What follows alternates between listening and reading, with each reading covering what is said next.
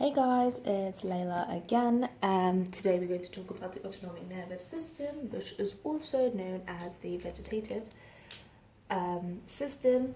And I'm going to give you just a general review about the system because it's a big one. The mnemonic would go like, sometimes I underestimate his supreme, eternal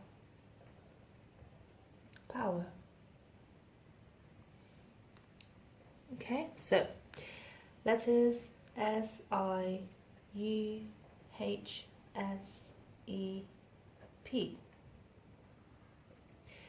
Okay. Hello. Me's making a video. Okay, so great.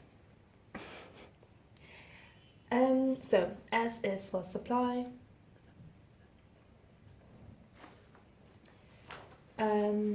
I would be for internal organs.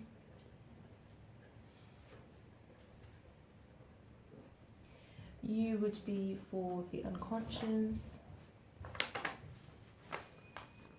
H is the hypothalamus.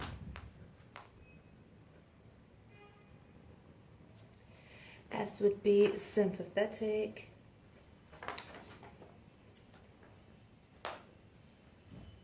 E is enteric.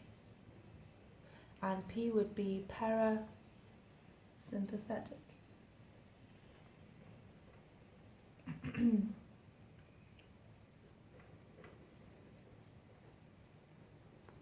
Okay, so supply is, it supplies the smooth muscles and the glands. Smooth muscles and the glands. And thus influences the functions of the internal organs. So I'm going to take that because if it supplies the smooth muscles, which are in the internal organs, and the glands, you'll know that it's to do with the internal organs. Okay, so unconscious is it acts unconsciously, which means it regulates bodily functions such as heart rate, digestion, respiratory rate, pupillary response, urination, sexual arousal, etc. Okay, the hypothalamus is the big guy here, just like it was in the limbic system, so it regulates the autonomic nervous system. So there are three branches of this vegetative system. You've got sympathetic, enteric, and parasympathetic. The sympathetic is also known as the fight or flight. The enteric is the second brain of the body.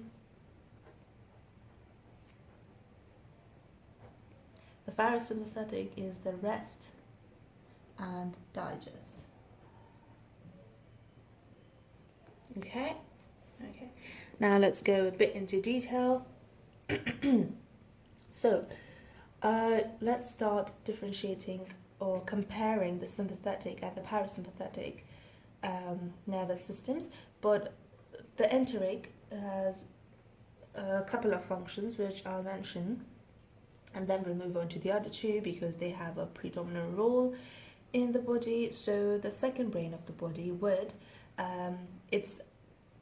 it detects, right, or it senses chemical changes in the gut, and it regulates secretions in the gut because enteric, and it controls peristalsis,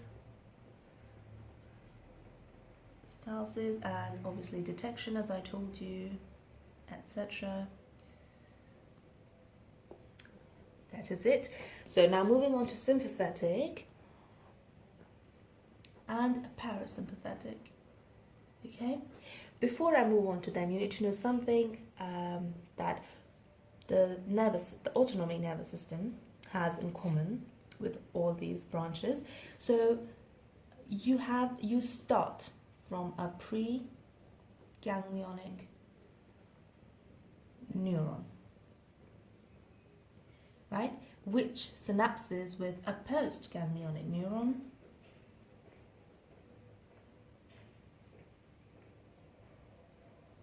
which then goes to the target organ. Now the differences come when in the positioning, right? The positioning and the names of the neurons. So the sympathetic one, the postganglionic neuron, is next to the vertebral column. So for the sympathetic, the postganglionic neuron is next to the vertebral column, and its fibers go to the distant parts of the body, so they are long, right? For the parasympathetic, the postganglionic neurons are very, very close to the organs. They're actually in or close to the organs. So their postganglionic neurons are quite short, and their preganglionic would be quite long, right? That's one. The second would be the neurotransmitter. For the sympathetic, you've got the noradrenaline or norepinephrine, which is the same. Then for para, you've got acetylcholine.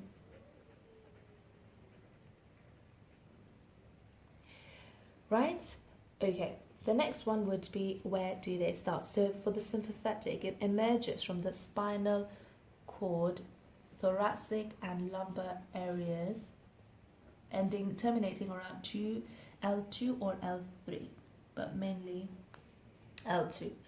For the parasympathetic, you need to know that it's got a craniosacral outflow, which means that it not only comes from the spinal cord, like the sympathetic, sacral, but also from the brain. So the cranial one would be the cranial nerves, 3, 7, 9, and 10.